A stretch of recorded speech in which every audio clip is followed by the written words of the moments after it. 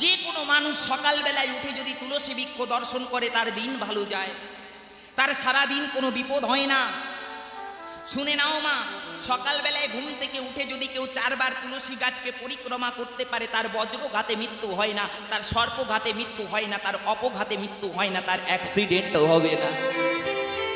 এই শ্রাবণ মাসের দিনে যদি কেউ সন্ধ্যাবেলায় ভগবানের চরণের ফুল কৃষ্ণায় গোবিন্দায় বাসুদেবায় বলে যদি নিজের বিছানার তলায় রেখে দিতে পারে, মা বলছে তার স্মৃতিশক্তি ভালো হয়, তার স্বপ্নে দুঃস্বপ্ন আসে না। যদি কেউ ভগবানের চরণের ফুল একটু সেবা করতে পারে, তার দেহের দুরারোগ্য ব্যাধি পর্যন্ত ঠিক হয়ে যায়। এই শ্রাবণ মাসের দিনে, শ্রাবণ মাসের দিনে গোবিন্দ চরণে একটা কাঁচা টাকা দিয়ে, একটা তুলসী পাতা দিয়ে, একটা সাদা ফুল দিয়ে যদি ভগবান চরণে নিবেদন করে বলতে পারো, হে গোবিন্দ, এই অর্থ, এই ফুল তোমাকে আমি দিলাম, তুমি আমার সমস্ত মনোবাসনা পূর্ণ করো। এই ফুল আর কাঁচা টাকাটা যদি আপনি বিছানার তলায় দিয়ে শুয়ে পড়তে পারেন, মা 1 বছর আপনার কোনো অভাব হবে না গোবিন্দের কৃপায়। কেন নাকি এই মাসটা বড় পবিত্র। এই মাসে ভগবানের কাছে যে যা চায় সে তাই পায়। আপনি একবার ভক্তি করে চেয়ে দেখুন, আপনি পাবেনই পাবেন। আপনারা সকালবেলায় যখন ঘুম থেকে উঠবেন, সর্বপ্রথম এই মন্ত্রটা জপ করবেন, ওম শ্রী মধুসূদনায় নমঃ। আপনার সারা দিনটা ভালো যাবে। যারা গাড়িতে চলে, যারা গাড়ি চালায়, লরি চালায়, বাস চালায়, ট্যাক্সি চালায়, ভ্যান চালায়, রিক্সা চালায়, বাইক চালায়, তাদেরকে বলি কোনোদিন তোমার অ্যাক্সিডেন্ট হবে না এই একটি মন্ত্র উচ্চারণ করলে পারে। কি মন্ত্র মা? ভাগবত নিজে বললেন, গাড়িতে উঠবার আগে গাড়িকে প্রণাম করে যদি ওম নমো ভাগবতে বাসুদেবায় বলতে পারো, ওম নমো ভাগবতে বাসুদেবায় নমো বলতে পারো, বলছে তোমার অপঘাতে মৃত্যু হবে না, তোমার অ্যাক্সিডেন্ট হবে না, গোবিন্দ তোমার সঙ্গে থাকবে। বলছে গলায় তুলসীর মালা নিয়ে যদি কেউ গাড়িতে চড়ে, তার কোনো অ্যাক্সিডেন্ট হয় না। এই যে করমণ্ডল এক্সপ্রেসে দুর্ঘটনা হয়েছিল বাবা, দেখবেন ওখানে কিন্তু কত মানুষ মারা গেছে, একটাও কিন্তু বৈষ্ণব মারা যায় নাই। কেন নাকি বৈষ্ণবের সঙ্গে আমার গোবিন্দ থাকে, বৈষ্ণবের সঙ্গে মালা থাকে, বৈষ্ণবের সঙ্গে আমার রাধাকৃষ্ণ থাকে। যার গলায় তুলসীর মালা, তার সঙ্গে আমার গোবিন্দ, তার অপঘাতে মৃত্যু হয় না। তাই মা সকাল সকাল আমাদের তুলসীর মালা গলায় ধারণ করতে হবে, দীক্ষা নিতে হবে। এই শ্রাবণ মাসটা বড় পবিত্র মাস মা। এই মাসে যদি দীক্ষা নিতে পারেন, গুরু চরণ আশ্রয় করতে পারেন, গলায় তুলসীর মালা দিতে পারেন, আপনার সারা জীবন হরি সঙ্গে কৃষ্ণ সঙ্গে কেটে যাবে, আপনার পূর্ব জন্মের পাপ ক্ষয় হয়ে যাবে। ও মা, আমরা ঘুমোতে যাই রাত্রে বেলায়, ঘুমের ঘরে আপনার স্ট্রোক হবে না, হার্ট অ্যাটাক হবে না। কি করবেন নাকি ঘুমের ঘরে গিয়ে ঘুমোতে যাবার সময় যদি বলতে পারেন ওম শ্রী পদ্মনাভায় নমঃ, এই মন্ত্রটা যদি 3 বার বলতে পারেন, তাহলে আপনার ঘুমের ঘরে কোনোদিন অপঘাতে মৃত্যু হবে না। অপঘাতে মৃত্যু কেমন? হার্ট অ্যাটাকে মৃত্যু হবে না, আপনার প্যারালাইসিস হবে না, আপনার স্ট্রোক হবে না, আমার গোবিন্দের কৃপায়। আমরা জানি না বলে আমাদের এত জ্বালা, আমরা জানি না বলে। আমরা যদি শাস্ত্র জানতাম আমাদের এত কষ্ট হতো না মা। আমরা তো শাস্ত্র মেনে কাজ করি না, নিজের মতো কাজ করি। তাহলে নিজের মতো কাজ করলে কিন্তু আমাদের জ্বালা বেড়ে যাবে। এই শ্রাবণ মাসের দিনে একটা মরা তুলসী গাছ মা, একটা মরা তুলসী গাছ বাড়িতে নিয়ে আসুন, ওটাকে ভালো করে ঘষুন, ঘষে জলে মিশিয়ে প্রত্যেক দিন স্নান করুন, আপনার দেহ থেকে সমস্ত রোগ চলে যাবে। ওই মরা তুলসী গাছটা ভালো করে ঘষে কপালে তিলক লাগান, ওই তিলকটা লাগিয়ে আপনি যে কাজে যাবেন আপনার প্রত্যেকটা কাজ সাকসেস হবেই হবে। ভাগবত প্রমাণ দিলেন। এই শ্রাবণ মাসের দিনে বাড়িতে একটা তুলসী বৃক্ষ লাগান, আপনার জীবন ধন্য হয়ে যাবে। এই শ্রাবণ মাসের দিনে বাড়ির ঈশান কোণে একটা ডালিম বৃক্ষ লাগিয়ে দিন, আপনার বাড়িতে ধন সম্পত্তির কোনো অভাব আসবে না। এই শ্রাবণ মাসের দিনে মায়েরা সকালবেলায় ঘুম থেকে উঠে আগে তুলসী গোড়ায় জল দিন, আপনার বাড়িতে অভাব থাকবে না। এই শ্রাবণ মাসের দিনে মায়েরা শিবের মাথায় 3টে বেলপাতা দিন, আপনাদের বাড়িতে অভাব থাকবে না। এই শ্রাবণ মাসের দিন সধবা রমণীরা ব্রাহ্মণীকে, কোনো ব্রাহ্মণকে একটা আলতা সিঁদুর, 1 কিলো চাল, একটু আলু দান করুন, আপনার স্বামীর জীবনে কোনো অমঙ্গল আসবে না। ও মা, এই শ্রাবণ মাসের দিনে কোনো গরিব, কোনো দরিদ্রকে কিছু দান করে দিন, আপনার বাড়িতে কোনো দিন ধন সম্পত্তির অভাব হবে না। এই মাসটা বড় পবিত্র মাস, দান ধ্যান করতে হয়। তারকেশ্বরে যাবার পথে দেখা যায় মারোয়ারিরা সেবা করবার জন্য কলা নিয়ে জল নিয়ে তারা ছত্র খুলে বসে আছে, তেমন আমরাও যদি এই শ্রাবণ মাসের দিনে কিছু দান করি, শিব প্রসন্ন হয়, শিব তাকে দুহাত ভরে আশীর্বাদ করে, তার জীবনে কোনো অভাব থাকে না। শিব আশীর্বাদ করলে নারায়ণও সন্তুষ্ট হয়ে যায়, নারায়ণও তাকে আশীর্বাদ করে। যাকে শিব আর নারায়ণ আশীর্বাদ করে তার জীবনে কোনো জ্বালা যন্ত্রণা থাকে না, সমস্ত জ্বালা যন্ত্রণা মিটে যায়। মা একবার বাহু তুলে বলুন, নিতাই গৌর হরি বল, হরি বল, হরি বল। তো চলে যেতে হবে মা, আমাদের সময় থাকতে গোবিন্দ চরণ শরণ নিতে হবে, গোবিন্দ চরণে আত্মনিবেদন করতে হবে, হে গোবিন্দ তুমি ছাড়া আর কেহ নাই।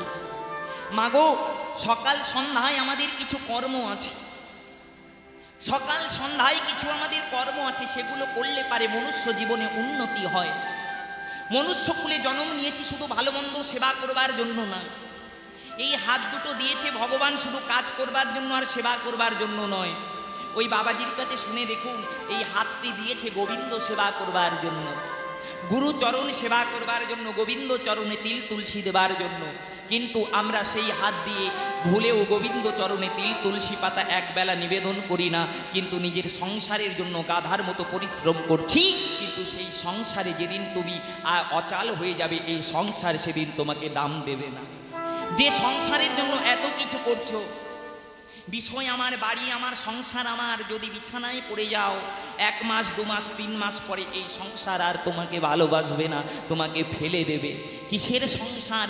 যদি করতে হয় কৃষ্ণ নামের সংসার করো, হরি নামের সংসার করো, তাহলেই তোমার মনুষ্য জীবন ধন্য হয়ে যাবে। আমরা সকালবেলায় ঘুম থেকে উঠে কখনো তুলসী মাকে দর্শন করি? সকালবেলায় ঘুম থেকে উঠে আমরা মনে মনে ভাবি সংসারটা চলবে কি করে, আজকে কি কাজ করা যাবে, কি রান্না করব, এটা ভাবি। কিন্তু সকালবেলায় ঘুম থেকে উঠে সর্বপ্রথম আমরা মন্দিরে যাই না, মন্দিরে গিয়ে গোবিন্দকে বলি না, হে গোবিন্দ সারা দিনটা যেন আমায় ভক্ত সংঘের ভিতর দিয়ে কাটিও, ভালো করে সারা দিনটা যেন আমি তোমার কৃষ্ণ নাম করতে পারি, হরি নাম করতে পারি। ওমা, মুসলমানরা 5 বার নামাজ পড়ে, কিন্তু হিন্দুরা একবার কৃষ্ণ নাম করে কিনা তার ঠিক নাই। কিন্তু যারা গুরুচরণ আশ্রয় করেছে তারা কিন্তু করে, কিন্তু যারা গুরুচরণ আশ্রয় করে নাই তারা কিন্তু দিন গেলে একবারও হরি কথা বলে না। মনুষ্য জীবনটা কেন পেলে? শুধু ভালো মন্দ সেবা করবার জন্য নয়, হরি ভজনের করবার জন্য। তা হরি ভজনটা যদি তোমার না হয়, শুধু ভজন করে গেলে ভজন হলো না, তোমার মনুষ্য জীবন কিন্তু বৃথায় চলে গেল, তোমার জীবনে কোনো কিছু লাভ হলো না।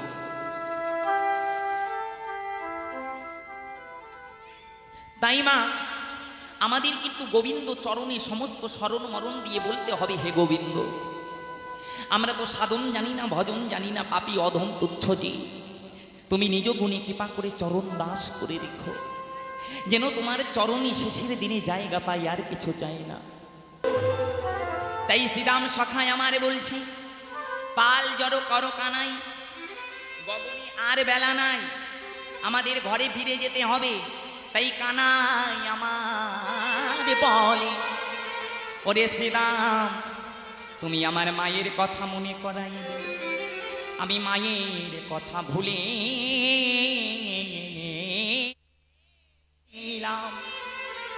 ভাই, আমি মায়ের কথা ভুলেছিলাম, তুমি মায়ের কথা মনে করাই দিলে, বেশ আমি পাল জড়ো করছি। তাই কানাই কি করেছে দেখো, ওগো চাঁদ মুখে দিয়া বেনো,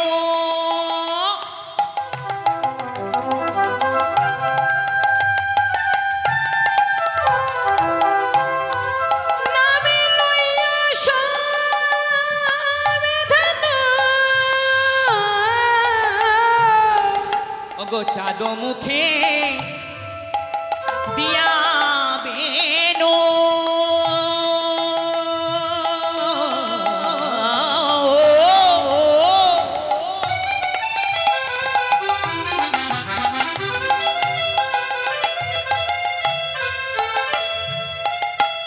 নাম লইয়া সবধে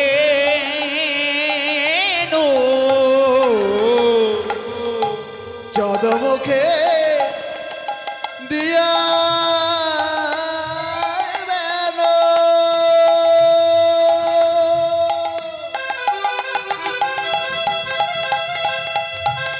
ধাবরে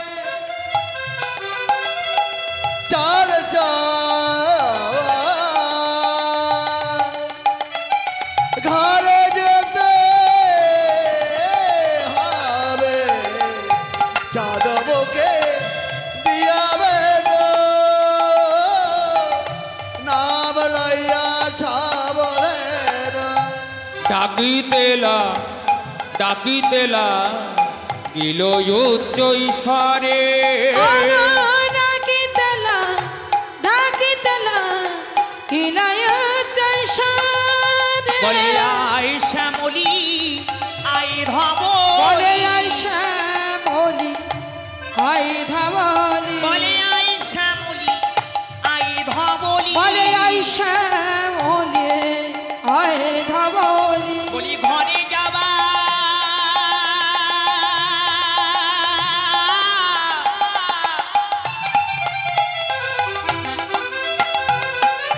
সময় হলো বলে আই ধবলি আই শ্যামলী বলি ঘরে যাবা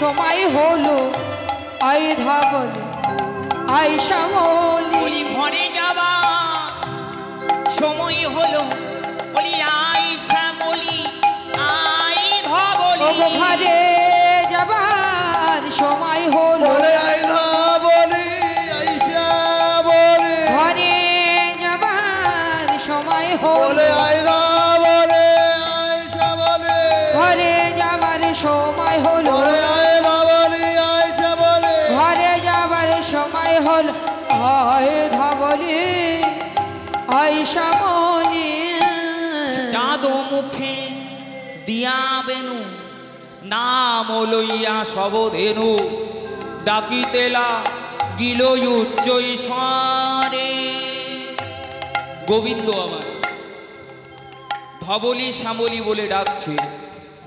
পাশ থেকে মহাজন আমার কলম দিলেন। ধবলি শ্যামলীকে অনুকরণ করে গোবিন্দ আমার কলিহত জীবকে ডাকছে। কলিহত জীবকে ডেকে ডেকে বলছে, ওরে কলিহত জীব, তোদেরও গগনে আর বেলা নাই, তোদেরও যে ঘরে ফিরে যেতে হবে। তোরা যে সংসার রূপী এই যে খেলা খেলছিস, এই খেলা এবার সঙ্গ কর, তোদের যে ঘরে ফিরে যাবার সময় হলো।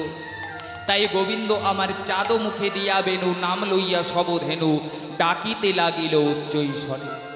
যে বনে যে ধেনু ছিল ফিরাইয়ে একত্রে কইল চালাইল গোকুলের মুখে। গোবিন্দ আমার চাঁদ মুখে বেনু দিয়ে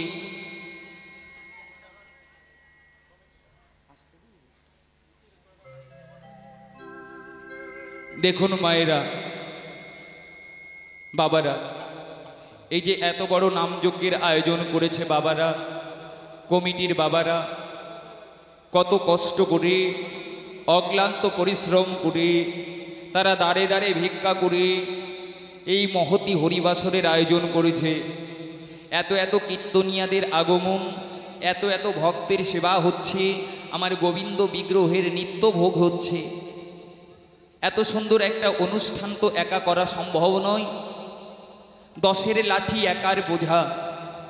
আপনারা সবাই যদি কিঞ্চিত কিঞ্চিত করে দান করেন, এই দান একত্রে আমার গোবিন্দ সেবায় লাগবে, আমার ভক্ত সেবায় লাগবে। আর গোবিন্দ সেবায় করা কিছু দান এটা বিফলে যায় না মা, এটা তোলা থাকে।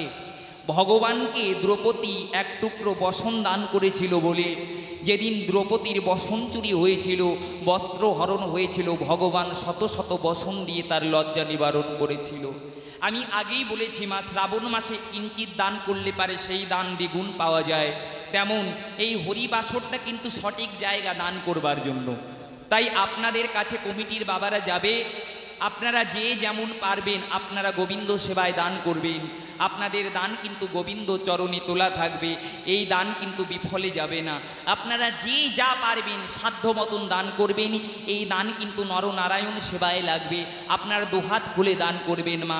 কেন নাকি আজকে যদি একাদশীর দিনে আপনারা দান করতে পারেন, আপনাদের কিন্তু দ্বিগুণ ফল হবে। একাদশীর দিনে যদি কেউ 1 টাকা দান করে মা, গোবিন্দ চরণে সে 1000 টাকা ফেরত পায়। আর গোবিন্দ চরণে যদি আজ বিশুদ্ধ মনে কেউ গোবিন্দ সেবার নিমিত্তে কিছু দান করে, তার দান কিন্তু গোবিন্দের খাতায় তোলা থাকবে। সবাই মিলে একটু দান করবেন। নিতাই গৌর হরি বল হরি বল হরি বল। তাই গোবিন্দ আমার চাঁদ মুখে দিয়া বেনু নাম লইয়া সাবধেরু ডাকিতে লাগিল উচ্চ ঈশ্বরে। তাই আমার গোবিন্দের বেনু শুনে কি হয়েছে জানো? ওগো শুনিয়া কানুর বেনু ঊর্ধ্ব মুখে ধাই ধেনু, শুনিয়া কানুর বেনু ঊর্ধ্ব মুখে ধাই ধেনু, শুনিয়া কানুর বেনু ঊর্ধ্ব মুখে ধাই ধেনু, শুনিয়া কানুর বেনু ঊর্ধ্ব মুখে ধাই ধেনু, পুচ্ছ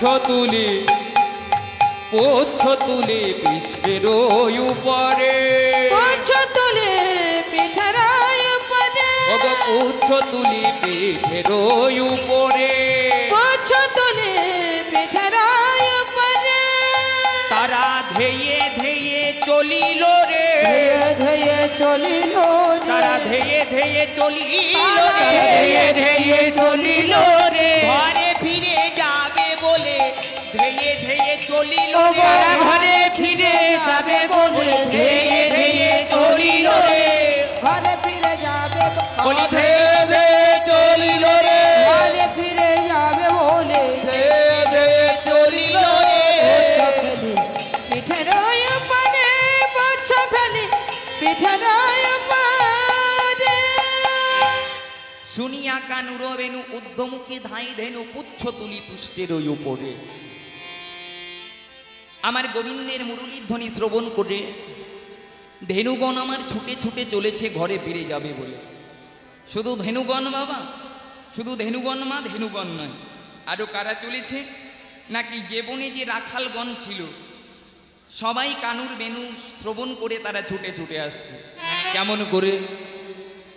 অনুসার বেনু রব বোঝে আরা ভালো সব, অনুসর বেনু রব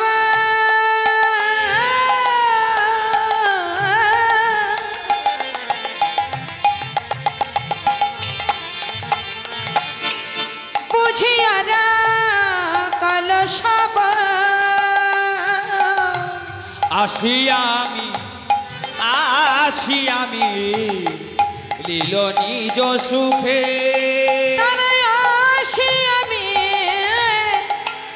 আসি আমি নীল নিজ সুখে, সে তো কান্তি